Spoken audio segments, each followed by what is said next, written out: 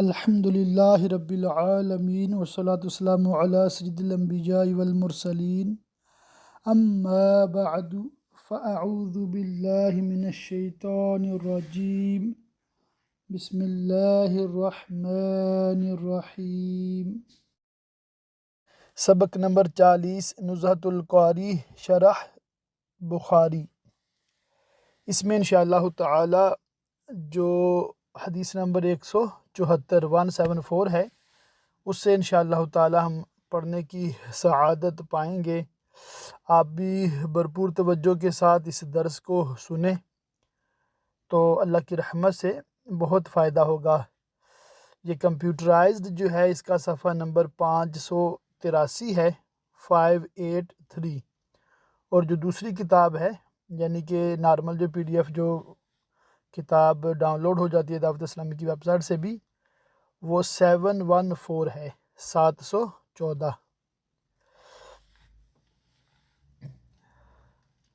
حدیث پاک پڑھوں گا۔ حضرت ابو ہریرہ رضی اللہ تعالیٰ عنہ نے رسول اللہ صلی اللہ تعالی علیہ وآلہ وسلم کو یہ فرماتے ہوئے سنا، ہم سب سے پچھلے سب سے سبقت لے جانے والے ہیں، اور اسی سند سے یہ فرمایا تم میں سے کوئی شخص ٹھہرے ہوئے پانی میں جو بہتا نہ ہو ہرگز پیشاب نہ کرے، پھر اس میں غسل کرے۔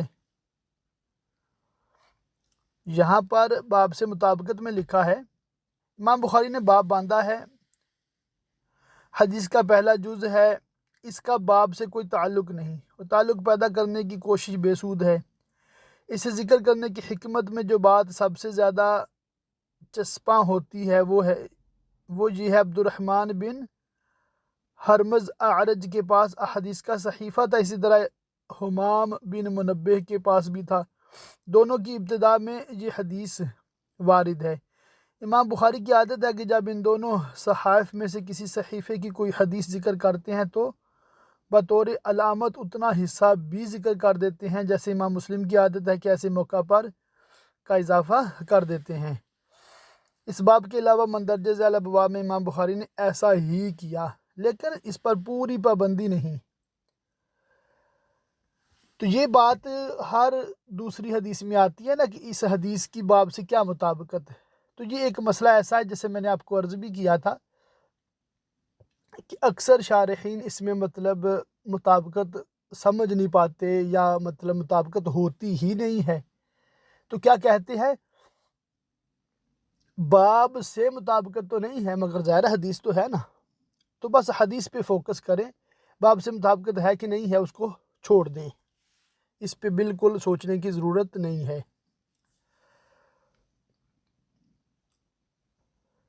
یہ ایک حدیث کا جز ہے جو کتاب الجمعہ کی پہلی حدیث ہے۔ اس کا مطلب یہ کہ ہم ظہور میں سب سے آخر ہیں، آخری امت ہے نا، مگر بقیہ تمام باتوں میں سب امتوں سے آگے ہیں۔ ہمارا فضل و شرف زائد، تھوڑے اعمال پر ثواب سب سے زائد، قیامت کے دن سب سے پہلے ہمارا معاملہ فیصل ہوگا، یعنی کہ حساب کتاب میں زیادہ انتظار نہیں کرنا پڑے گا، اور سب سے پہلے جنت میں جائیں گے۔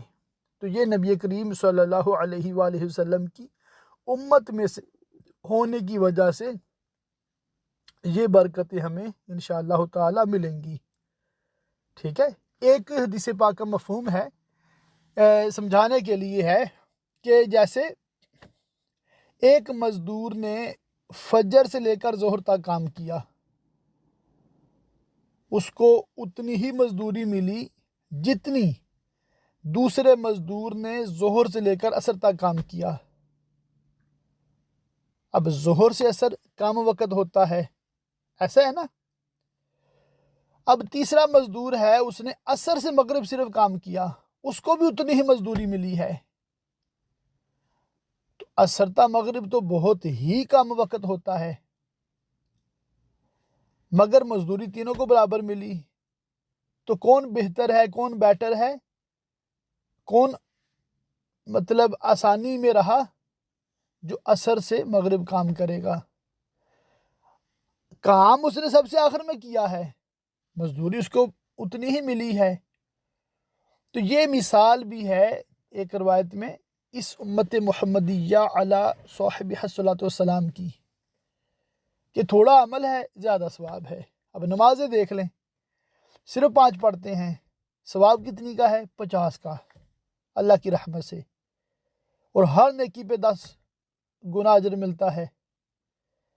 تو یہ سب نبی کریم صلی اللہ علیہ وآلہ وسلم کی نسبت سے برکتیں ملی ہوئی ہیں اور بغیر ہمارے عمل کے ملی ہیں۔ اس پہ ہم اللہ تعالیٰ کا جتنا بھی شکر ادا کریں کم ہے۔ صلی اللہ علیہ وآلہ وصحبہ وبارک وسلم۔ آگے پھر مسئلہ ہے مائع قلیل کا حکم، کیونکہ حدیث پاک میں آتا ہے نا، وہ ٹھہرے پانی میں پیشاب نہ کرو، پھر اسی میں تم غسل بھی کرتے ہو۔ تو یہ مسئلہ یہاں پر ہے، تھوڑے پانی میں نجاست پڑنے سے ناپاک ہوگا یا نہیں، یا ناپاک ہوگا تو کب ہوگا؟ یہ مسئلہ فقہ کے اہم ترین مسائل میں سے ہے، ہمیشہ مارکۃ الآراء رہا ہے، اور اب غیر مقلدین کی وجہ سے یہ لڑائی جھگڑے کا سبب بن گیا ہے۔ غیر مقلدین کا مذہب یہ ہے کہ تھوڑے پانی میں اگر کوئی نجاست گر جائے اور نجاست کا کوئی اثر پانی میں ظاہر نہ ہو تو وہ پانی پاک ہے۔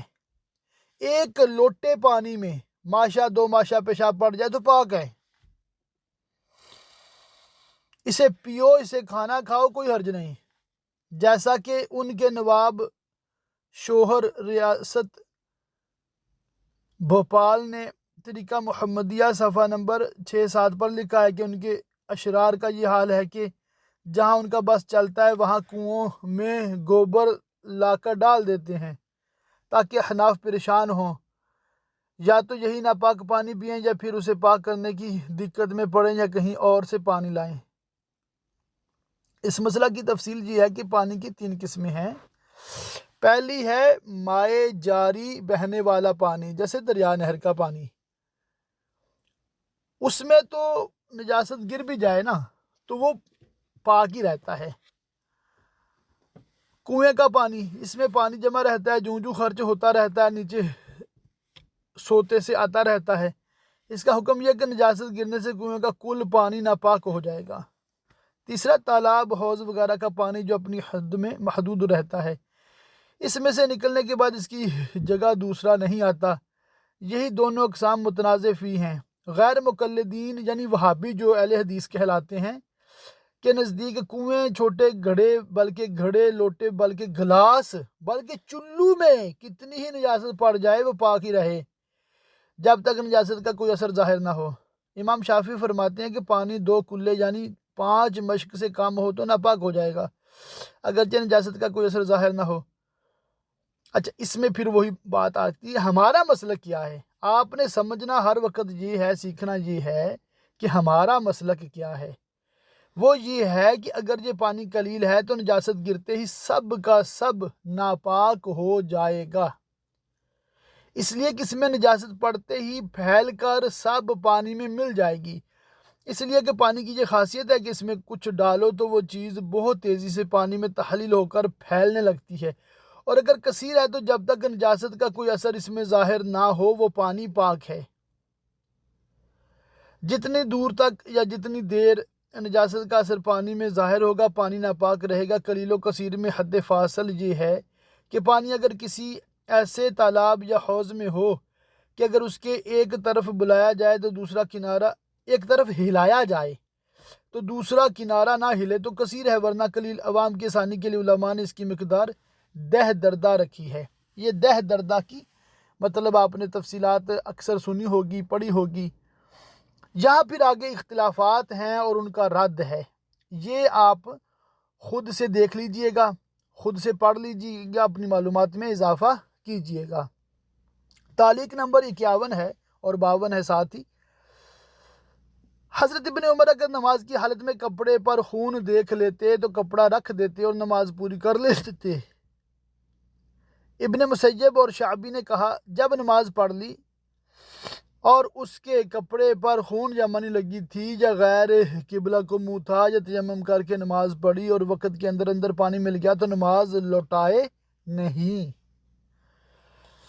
پھر آگے وہی مسئلہ باب کی مطابقت کا ہے، اس کو ہم مطلب چھوڑ دیں گے، باب کی غایت کو بھی چھوڑ دیں گے۔ اچھا، مقصد کیا ہے؟ امام بخاری یہ بتانا چاہتے ہیں کہ ابتدائی نماز میں اگر کوئی نجاست لگی یا غیر قبلہ کی طرف منہ ہو تو نماز نہیں ہوگی۔ اگر مصلی کے علم میں یہ بات ہے جب اس پر اتفاق ہے، اس لیے ان دونوں حضرات کے فرمانے کا مطلب یہ تو ہو نہیں سکتا کہ ابتدا ہی میں یہ صورت تھی اور مصلی جانتا تھا۔ لا محالہ ان حضرات کے فتویٰ کا مطلب یہ ہوگا کہ اثناء نماز میں کوئی نجاست لگی اور نمازی کے علم میں آئی، یا ابتدا میں لگی تھی، نمازی اس پر مطلع نہ تھا، یعنی کہ لا علمی میں ایسا ہوا۔ اثناء نماز کے دوران میں مطلع ہوا تو نماز ہو گئی، لیکن یہاں دو معروضے ہیں، ہماری عرض ہے، یعنی کہ ہمارا اوبجیکشن ہے۔ ایک یہ کہ ہو سکتا ہے کہ یہ لوگ خون اور منی کو پاک مانتے ہوں، دوسرا یہ کہ ہو سکتا ہے کہ خون اور منی قدر درہم سے کم اتنی ہو جو معاف ہے۔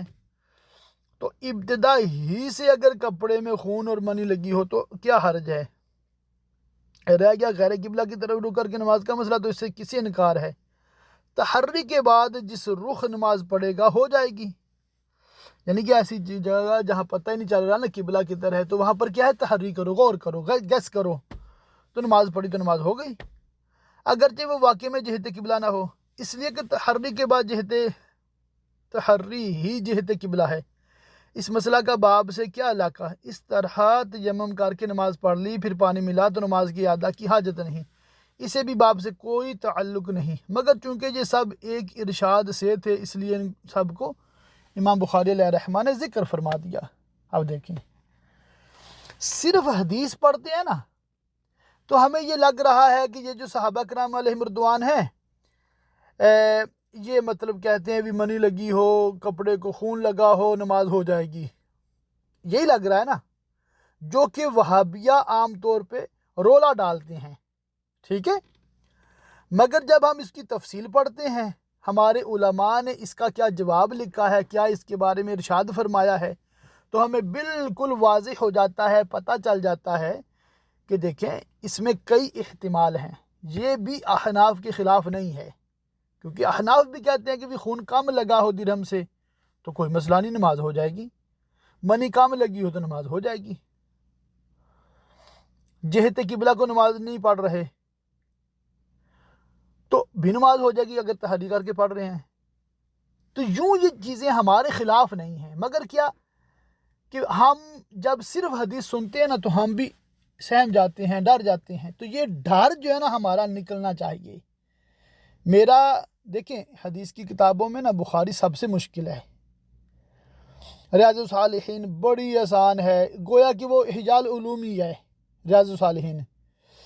اسی طرح مشکوٰۃ شریف بھی نرم ہے، وہ زیادہ اس میں مطلب گرمی نہیں ہے اور شدت نہیں ہے۔ پھر مسلم جو ہے نا شرح صحیح جو اپنا کتاب ہے صحیح مسلم، وہ بھی امام بخاری کی نسبتاً آسان ہے، اور مجھے ان کا انداز بھی زیادہ پسند ہے، کیونکہ انہوں نے صرف احناف پہ ٹارگٹ نہیں کیا، اور حدیثیں بھی وہ پوری لاتے ہیں، اس طرح تعلیقات اور ٹکڑے نہیں لاتے۔ مگر امام بخاری علیہ رحمہ جو حدیث روایتیں لائے ہیں وہ اپنے مذہب کی تائید میں لائے ہیں، اور وہ تقریباً شافعی ہیں، ٹھیک ہے، اور شافعیوں کی تائید ہوتی ہے، مگر احناف کی وہ خلاف آٹومیٹک ہو جاتی ہے۔ تو اس لیے اس کو سمجھنے کے لیے پھر دلائل کی حاجت پڑتی ہے، مگر جب ہم یہ پڑھ رہے ہیں نا، جب ہم یہ پڑھتے ہیں تو اللہ کی رحمت ہے، اللہ کا کرم ہے، ذہن کھلتا ہے، بہت وسعت پیدا ہوتی ہے اور سمجھنے کی لیاقت پیدا ہوتی ہے۔ آپ نے صرف یہ یاد رکھنا ہے کہ احناف کا جو بھی عمل ہے عین قرآن و حدیث کے مطابق ہے، وہ الگ بات ہے کہ ہمیں اس کے دلائل نہیں آتے، اور جو وہابی غیر مقلد ہیں یہ بالکل غلط ہیں، چاہے یہ قرآن پڑھیں چاہے یہ حدیث پڑھیں، قرآن حدیث حق ہے، مگر یہ غلط معنی لیتے ہیں، یہ آپ بالکل پلے سے باندھ لیں، اور جو اسلامی بھائی ہیں وہ امامے میں سجا لیں اس بات کو، بس اس کو ذہن میں رکھنا ہے۔ میں ابھی انشاءاللہ تعالیٰ نیت کر رہا ہوں، پہلے بھی چند بار سوچا ہے کہ میں اسی نزہۃ القاری شرح بخاری کی تلخیص لکھوں، یعنی کہ یہی جو 5 جلدیں ہیں اس میں عربی بالکل نکال دوں، صرف اردو ترجمہ ہو، اور یہ جو نا باب سے مطابقت ہے کہ نہیں ہے، کیا نسبت ہے کیا نہیں ہے، اور جو صحابہ کرام کا تعارف ہے یہ بھی نہ ہو اس میں، سیدھا سیدھا حدیث اور اس کے بارے میں ہمارا کیا مسلک ہے اور ہمارے کیا دلائل ہیں، بس دوسرے آئمہ کا اختلاف تو ذکر کیا جائے مگر ان کے دلائل نہ لکھے جائیں، بھی ضرورت نہیں ہے نا ہمیں۔ ہاں جس کو تفصیلات چاہیے ہو تو جو نزہۃ القاری ہے اس سے مزید دیکھ لے۔ تو یوں اللہ کی رحمت سے میں امید کرتا ہوں کہ یہ 5 جلدیں نہ صرف 2 جلدیں رہ جائیں گی، 5 جلدیں صرف 2 جلدیں رہ جائیں گی، اور یہ ہمارے عالم کورس اردو کے لیے بہترین ہو جائے گا کہ ایک سال میں ایک کتاب، دوسرے سال میں دوسری کتاب۔ دعا فرمائیے گا، اللہ تعالیٰ خیر کرے۔ میں انشاءاللہ تعالیٰ اس پہ بھی ورک شروع کرتا ہوں، پھر بس اسی کی ہم ہندی کرا لیں گے۔ ہندی جو ہم نے کرانا ہے انشاءاللہ تعالیٰ وہ صرف اسی کا کرا لیں گے۔ یہ میرے خیال میں بہت اچھا ہو جائے گا آنے والوں کے لیے جو صرف اردو پڑھتے ہیں۔ علماء تو عربی بھی پڑھ لیتے ہیں اور ان کی تو بات الگ ہے۔ تو عوام بھائیوں اور بہنوں کے لیے انشاءاللہ تعالیٰ ہم بخاری کی آسان ترین شرح کا اہتمام کریں گے انشاءاللہ تعالیٰ، یہ عالم کورس اردو کی برکت سے۔ حدیث نمبر 175 ہے، بدبختوں کا رسول اللہ صلی اللہ علیہ وسلم کی پیٹھ مبارک پر گندگی ڈالنا۔ حضرت عبداللہ بن مسعود رضی اللہ تعالیٰ عنہ کا بیان ہے کہ ایک دن نبی صلی اللہ علیہ وآلہ وسلم بیت اللہ کے پاس نماز پڑھ رہے تھے۔ ابو جہل اور اس کے کچھ ساتھی بھی بیٹھے ہوئے تھے کہ انہوں نے آپس میں یہ کہا کہ تم میں کون ہے کہ جو فلاں قبیلے میں اونٹنی ذبح ہوئی ہے اس کی بچہ دانی اٹھا لائے، یعنی اوجڑی، اور محمد صلی اللہ علیہ وآلہ وسلم جب سجدہ کرے تو ان کی پیٹھ پر رکھ دے۔ یہ سن کر ان میں جو سب سے زیادہ بدبخت تھا اٹھا اور اسے لا کر انتظار کرتا رہا۔ جب نبی صلی اللہ علیہ وآلہ وسلم نے سجدہ کیا تو اسے حضور کی پیٹھ پر دونوں شانوں کے درمیان رکھ دیا۔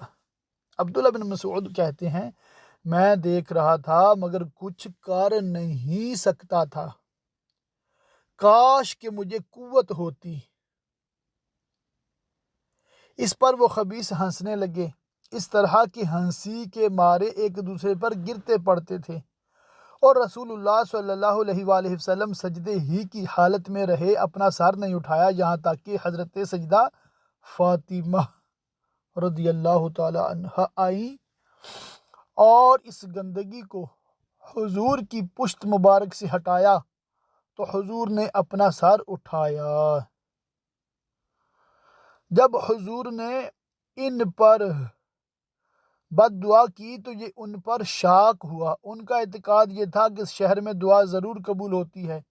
پھر نام لے کر ہلاکت کی دعا فرمائی، اے اللہ ابو جہل کو اور عتبہ بن ربیعہ کو اور شیبہ بن ربیعہ کو اور ولید بن عتبہ کو اور امیہ بن خلف کو اور عقبہ بن ابی معیط کو ہلاک کر، اور 7ویں کو بھی گنا مگر مجھے یاد نہ رہا۔ حضرت عبداللہ بن مسعود نے کہا قسم اس ذات کی جس کے قبضے میں میری جان ہے، جنہیں رسول اللہ صلی اللہ علیہ وآلہ وسلم نے گنا تھا، میں نے سب کو بدر کے کنویں میں پڑا ہوا پایا۔ اللہ اکبر، اللہ اکبر۔ یہاں پر سجدہ کائنات خاتون جنت بی بی فاطمہ الزہرا رضی اللہ تعالی عنہا کا مختصر تعارف ہے، یہ آپ پڑھ لیجئے گا۔ تکمیل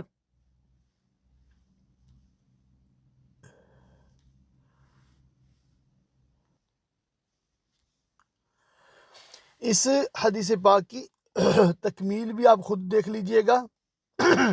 آخر میں مسائل ہیں وہ پڑھتا ہوں انشاءاللہ تعالی۔ اس حدیث سے معلوم ہوا کہ مکہ معظمہ کی عظمت مشرکین کے دلوں میں بھی اتنی تھی کہ ان کا اعتقاد تھا کہ یہاں دعا ضرور قبول ہوتی ہے۔ 3 بار دعا کی تکرار دعا کے مقبول ہونے میں مؤثر ہے اور یہ مستحب بھی ہے۔ ظالم کے لیے بد دعا کرنا جائز ہے۔ بعض علماء نے لکھا کہ اگر مسلمان ہے تو اس کی ہدایت و توفیق توبہ کی دعا کرنی چاہیے اور اس کے لیے استغفار کرنا چاہیے۔ کسی برائی کا ارتکاب کرنے والا برائی کی ترغیب دینے والے سے زیادہ بدتر ہے۔ ان سب میں کفر، سرکشی اور تمرد میں ابو جہل سب سے بڑا ہوا تھا اور اسی نے اس پر اکسایا تھا، مگر پھر بھی اشقا عقبہ بن ابی معیط کو کہا گیا، یعنی سب سے زیادہ بدبخت۔ اچھا، باقی یہ حدیث پاک جو ہے نا وہ بالکل آسان ہے، اس میں کوئی زیادہ مشکل بات ہے نہیں، اور اس کو آپ خود دیکھ سکتے ہیں، بڑی آسانی سے سمجھ بھی سکتے ہیں۔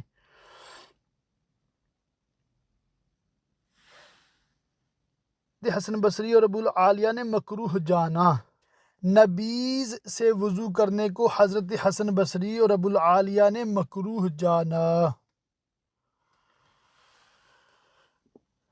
نبیز یہ نا کھجوروں کو پانی میں ڈال کے پانی کو ابالا جاتا ہے ایک خاص مقدار تک، تو خاص ٹمپریچر تک، تو یہ عرب والے پیتے تھے، تو اس سے وضو جو ہے نا یہ مکروہ لکھا ہے یہاں پر۔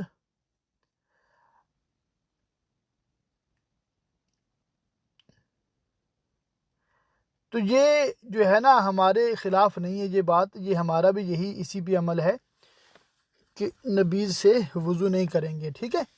تعلیق نمبر 52 ہے، حضرت عطا نے کہا کہ نبیز اور دودھ سے وضو کرنے کے بنسبت تیمم مجھے زیادہ پسند ہے۔ یہاں پر پھر عطا بن ابی رباح کا مطلب تعارف ہے، اور ان کے حوالے سے یہاں پر باتیں لکھی ہوئی ہیں۔ پھر یہ دودھ سے وضو کے حوالے سے اختلافات اور اس طرح کی باتیں اس میں آتی ہیں۔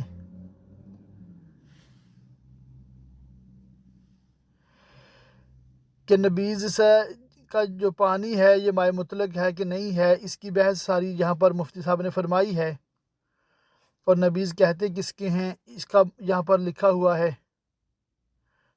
خلاصہ کلام یہ ہے کہ ایسی نبیز تمر جو اپنی رکت و سیلان پر باقی ہو، جس میں نہ جوش پیدا ہوا ہو اور نہ وہ گاڑی ہوئی ہو اور نہ اس میں نشہ آیا ہو، اس سے وضو جائز ہے، اس معنی کہ اس کے ہوتے ہوئے تیمم جائز نہیں۔ حضرت امام اعظم کا مذہب ہے، اور یہ حدیث صحیح بلکہ حدیث مشہور سے ثابت ہے۔ مخالفین نے اس حدیث پر جتنی جرحیں کی ہیں، علماء حناف نے سب کے گن گن کر تفصیلی جوابات دیے ہیں، خصوصیت سے امام ابن حمام نے فتح القدیر میں، علامہ عینی نے عمدۃ القاری میں، علامہ ذیلعی نے نصب الرایا میں، وغیرہ وغیرہ۔ آگے ایک اور حدیث پاک آتی ہے، حضرت ام المومنین صدیقہ رضی اللہ تعالیٰ عنہ کا بیان ہے کہ نبی صلی اللہ علیہ وآلہ وسلم نے فرمایا، پینے کی ہر وہ چیز جو نشہ لائے حرام ہے۔ تعلیق نمبر 53 ہے، اور ابو العالیہ نے کہا میرے پاؤں پر مسح کر دو، اس لیے کہ وہ بیمار ہے۔ ابو حازم نے کہا کہ انہوں نے حضرت سہیل بن سعد ساعدی رضی اللہ تعالیٰ عنہ سے سنا اس طرح کہ میرے اور ان کے درمیان کوئی نہیں تھا۔ لوگوں نے ان سے پوچھا کہ نبی صلی اللہ علیہ وآلہ وسلم کے زخم کا علاج کس چیز سے کیا گیا تھا؟ تو انہوں نے کہا اس کا مجھ سے زیادہ جاننے والا اب کوئی بھی نہیں رہا۔ علی یعنی حضرت علی رضی اللہ تعالیٰ عنہ ڈھال میں پانی لاتے تھے، اور فاطمہ رضی اللہ تعالیٰ عنہ حضور کے چہرے سے خون دھوتی تھیں، چٹائی جلا کر زخم میں بھری گئی۔ حدیث نمبر 178 ہے، حضرت ابو موسیٰ شعری نے بیان کیا کہ میں نبی صلی اللہ علیہ وآلہ وسلم کی خدمت میں حاضر ہوا تو حضور کو اپنے ہاتھ سے مسواک کرتے پایا۔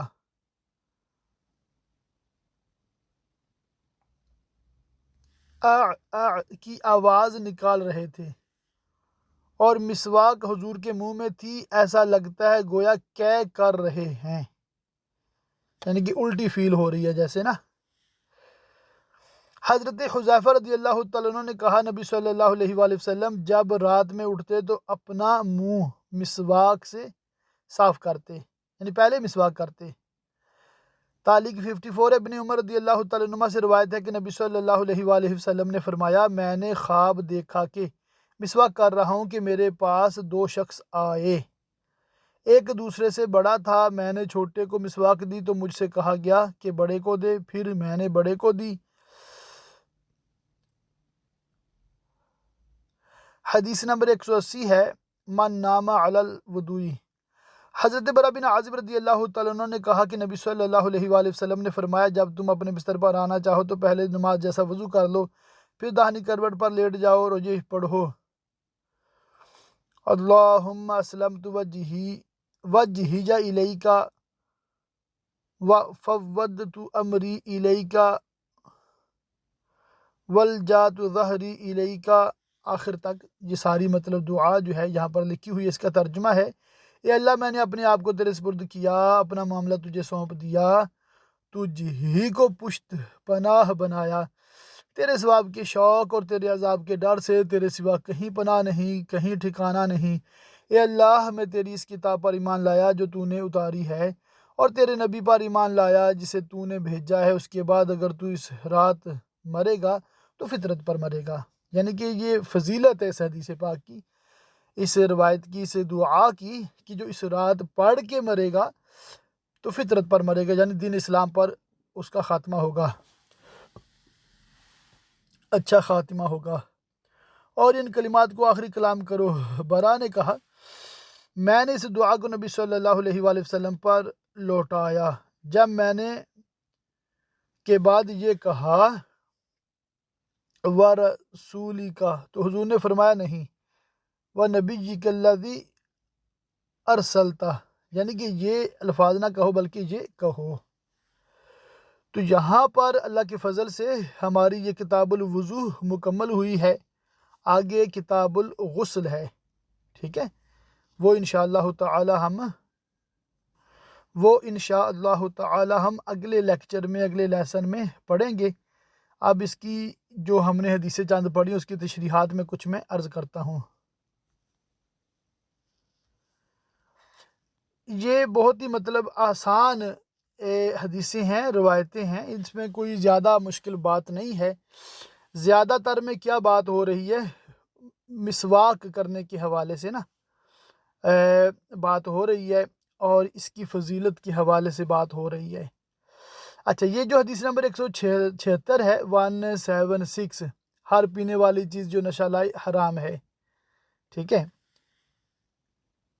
اس کے بارے میں یہ ہے، ہر مسکر ناپاک ہے، صفحہ نمبر 598 پر رہ کے یہ بات کے مطابقت کی وجہ اول کا صغرا درست بھی ہے یا نہیں، یہ محل نظر امام اعظم اور امام ابو یوسف رحمہم اللہ کے نزدیک خمر کے علاوہ بقیہ نشاور چیزوں کا بقدر نشہ پینا کھانا حرام ہے، مگر وہ ناپاک نہیں۔ خمر کیا ہے؟ شراب جسے ہم کہتے ہیں عام طور پہ، انگور کے کچے پانی کو جب وہ خوب جوش کھانے لگے اس میں جھاگ پیدا ہو جائے، خمر کہتے ہیں۔ اس سے کشید کیا ہوا عرق بھی خمر ہے، خمر کی بوند بوند حرام و نجس ہے، وہ بھی نجاست غلیظ ہے۔ اس کے علاوہ بقیہ چیزوں سے بنائی ہوئی شرابیں خمر نہیں، اور نہ شیخین کے نزدیک ان کا وہ حکم ہے۔ البتہ امام محمد فرماتے ہیں کہ خمر کی طرح ہر نشاور رقیق کی بوند بوند حرام و ناپاک ہے۔ احناف کے نزدیک یہی مختار ہے اور اسی پر فتویٰ ہے، مگر قول اول بھی ساکت و باطل نہیں، بہت قوی ہے۔ یہی جمہور صحابہ کرام حتیٰ کہ حضرات اصحاب بدر رضی اللہ تعالیٰ عنہم سے مروی ہے، یہی قول امام اعظم کا ہے، یہی اصل مذہب ہے۔ عامہ متون مذہب جیسے مختصر قدوری ہدایہ وقایہ نکایہ کنز غرر اصلاح وغیرہ میں اسی پر جزم اختصار کیا۔ اکابر عامہ ترجیح و تصحیح جیسے امام ابو جعفر طحاوی، امام ابو الحسن کرخی، امام ابو بکر خواہر زادہ، امام قاضی خان، امام صاحب ہدایہ رحمہم اللہ تعالیٰ نے اسی کو راجح و مختار رکھا، بلکہ خود امام محمد نے کتاب الآثار میں اسی پر فتویٰ دیا، ٹھیک ہے۔ اب مسئلہ کیا ہے کہ امام اعظم ابو حنیفہ رحمۃ اللہ تعالیٰ علیہ فرماتے ہیں کہ جو خمر ہے نا، اصل جو شراب وہی ہے، وہ ناپاک ہے، اور اس کا قطرہ قطرہ ناپاک ہے، حرام ہے پینا بھی۔ اس کے علاوہ جو ہیں جو نشہ دے وہ حرام ہے اور ناپاک ہے، جو نشہ نہیں دیتی وہ حرام بھی نہیں ناپاک بھی نہیں۔ یعنی کہ جیسے آج کے دور میں یہ فیزی ڈرنکس ہوتے ہیں جو نشہ نہیں دیتے، بالکل بھی نشہ نہیں دیتے، ان کے نام لینے کی حاجت نہیں ہے، تو یہ پاک ہوتے ہیں نا۔ تو یہ مسئلہ ہے اصل میں یہاں پر جو ڈسکس ہو رہا ہے۔ پھر اس میں ائمہ کا اختلاف ہو گیا کہ اگر کسی چیز کی زیادہ مقدار نشہ دیتی ہے تو کم جو ہے وہ بھی ناپاک ہونی چاہیے۔ پھر اس میں علماء کی مختلف اقوال ہیں، تو یہی ان روایتوں میں مطلب بیان کیا جا رہا ہے۔ بقیہ جو اس صفحہ نمبر 605 تک، یعنی کہ یہ کتاب الوضو جو ہے یہ مکمل ہوئی ہے۔ اچھا، یہاں پر لکھا ہے کہ پہلا پارہ بھی پورا ہوا۔ تو یہ مسئلہ یہ ہے کہ امام بخاری علیہ رحمہ نے اپنی جو کتاب ہے اس کو قرآن پاک کی طرح پاروں میں تقسیم کیا ہے، ٹھیک ہے، کہ جس طرح قرآن پاک فرقان حمید کے 30 پارے ہیں نا، اسی طرح بخاری شریف کے بھی 30 پارے بنائے ہیں۔ 30 پارے مطلب 30 پارٹس، 30 جز۔ تو ایک پارہ آج بخاری شریف کا اللہ کے فضل سے ہمارا مکمل ہوا ہے۔ یہ چونکہ زیادہ تفصیلی تھا، زیادہ اس میں ہمارے متعلقہ مسائل تھے، اس لیے ہم نے اس کو بالتفصیل تقریباً پڑھا ہے۔ آگے کے پارے جو ہیں وہ ان کی تفصیلات زیادہ پڑھنے کی حاجت بھی نہیں ہے، اور ہم انشاءاللہ تعالیٰ اس کو تھوڑی زیادہ سپیڈ سے پڑھیں گے۔ تو کوشش یہی ہے کہ 2 سال میں یہ ہمارا ٹارگٹ جو ہے وہ پورا ہو جائے۔ اللہ تعالیٰ کی پاک بارگاہ میں دعا ہے اللہ پاک ہمیں علم دین سیکھنے، سکھانے، عمل کرنے، دوسروں تک پہنچانے کی توفیق مرحمت فرمائے۔ آمین بجاہ النبی الامین وصلی اللہ تعالی علیہ وآلہ وصحبہ وبارک وسلم۔